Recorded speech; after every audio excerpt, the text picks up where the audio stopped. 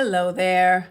I wanted to start with some fundamentals and just share that I am 100% learning regarding media right now. I will continue to use the comment section for any additional items that I want to share that might be related to each video.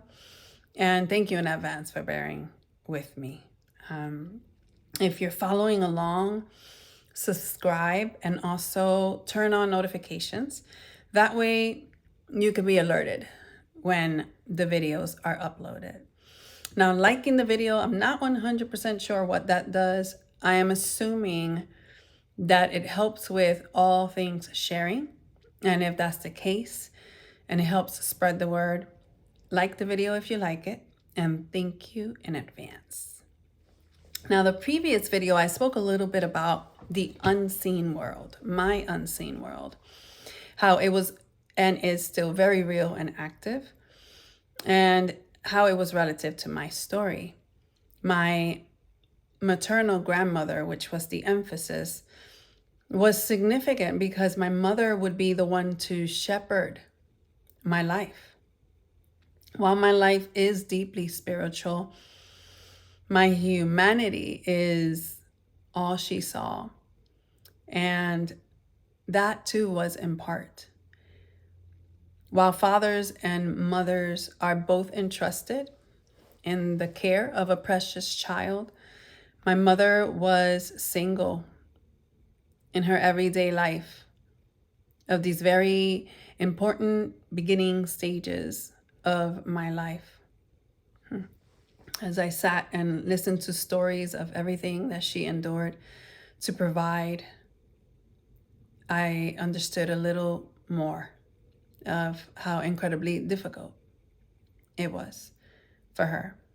Now, writing this chapter has been quite the journey for me. While God has completed miracles in me, He's strategically explaining them and bringing things to my attention, things that are making so much more sense of my life before Him. For instance, there's a picture I've been holding these last couple of weeks as I've written out this chapter of me crying in a playpen. And I was one, maybe going on two.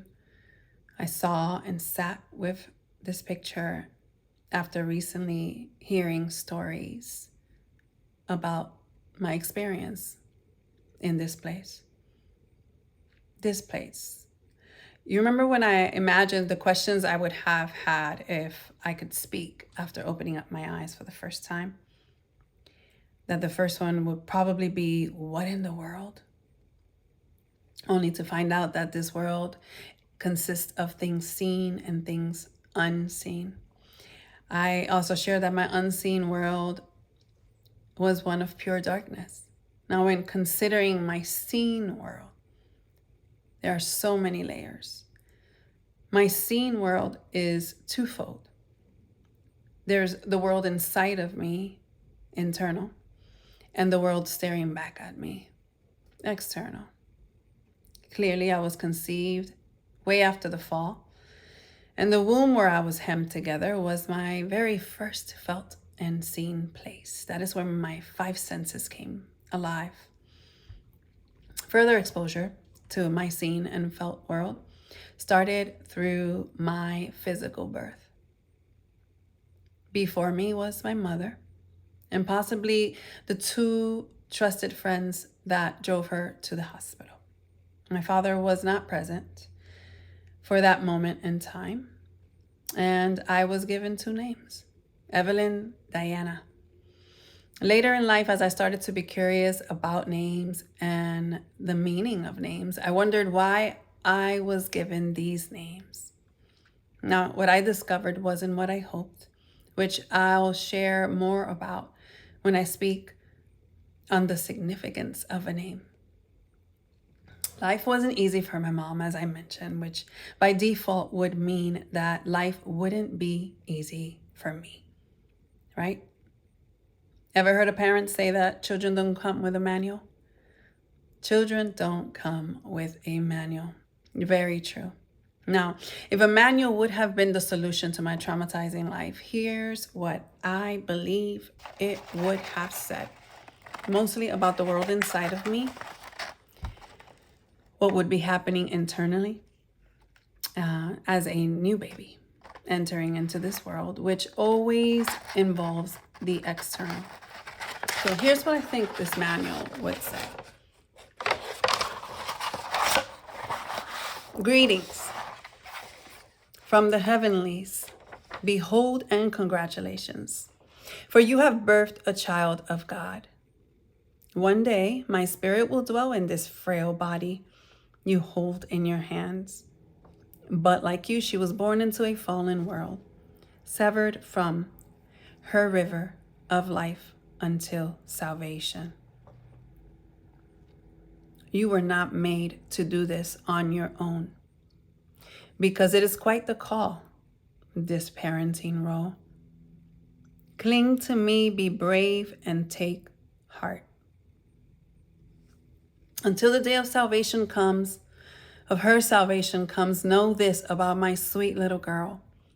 She, like all children, is and will be very, very needy and will rely completely on you, both physically and emotionally. While all you can see is her body, which can be kept alive with oxygen, food, water, shelter, and sleep, she also has a heart and a brain with many needs on her way to flourishing. To flourish, she needs to know the following: that she is significant and desired, appreciated for the gift that she is, loved and lovable, accepted just the way she is, and acceptable. Especially during these next few weeks, months, and years. This time is a time of building the foundation for the rest of her life. She needs to feel that she belongs, that she is understood and seen. Most importantly, she needs to be soothed, secured, and safe. Because if she doesn't feel safe, this will hinder her capacity to grow and receive any of what was just mentioned. She won't come to believe it. Every environment and person she encounters, especially you, her primary caregiver, will communicate information to her about who she is. Her 5 senses will pick up on everything you say, as well as your nonverbal cues. They will pick up on everything felt or not felt. What others are doing around her and how they are modeling relationship in front of her, what she watches, whether or not she realizes it. Like an uploading system through her body, right into her brain and heart. All things will make their way to her long-term memory for future access in all of her endeavors. Her coming to know and believe these truths about her, that she is dearly loved, accepted, and belongs, that she is understood, and that she matters and is safe and secure, will take time. Her brain is super tender, fragile, and immature. It will need to borrow your brain and patient heart for it to learn to self-regulate and feel secure. Here's what you need to know for her to learn to thrive in this world and have healthy relationships in the future. Connection. She needs to feel attunement. At this time, feeling is believing. She will feel connected in your response to her needs and how you engage with her. Her central nervous system will not have the ability to regulate on its own, so pay close attention to her signals and her body to ensure you are providing what she needs and are bringing her back to a peaceful and calm and soothed state when she feels dysregulated. Physical touch is vital, as it is the leading pathway to emotional care at this time. You must be strong, confident, and calm when these outbursts of emotions are being expressed. And remember, she has zero ability to calm herself down. If you have a moment of weakness, because this is most certainly overwhelming, repair the rupture as soon as you can to let her know that it wasn't her fault and that you are not going anywhere and are willing to continue to learn and grow with her. Please handle with care. Her Abba. That is what I think the manual would have said. But parents, listen carefully. What if what you needed wasn't just a manual? I'm picturing what I knew to be true about my mother then, when I was conceived, and her receiving a special delivery of this manual. This can't simply be read and attained as a concept and immediately be put into action. So again, what if what you needed wasn't a manual, but an experience?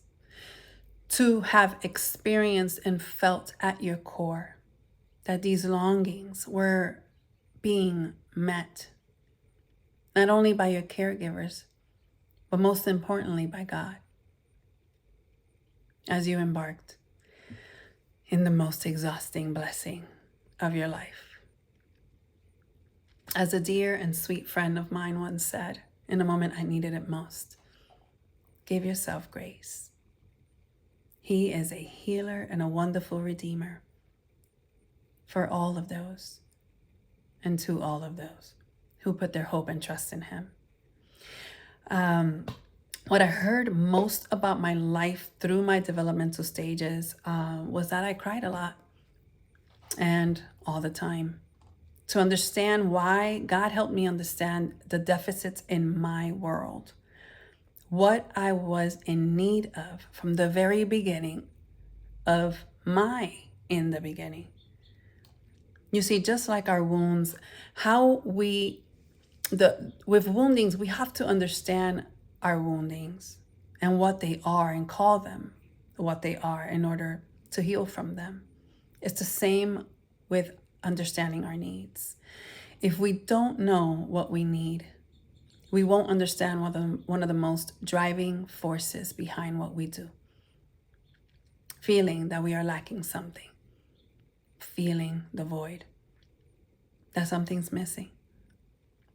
After sitting in stories about my birth and the first few months of my life in tears, all of the external factors that I will share next time, I was invited by my Maker to sit in what I now know to be true. And that is the good news that I want to conclude with today. But before I do, is there an invitation for you?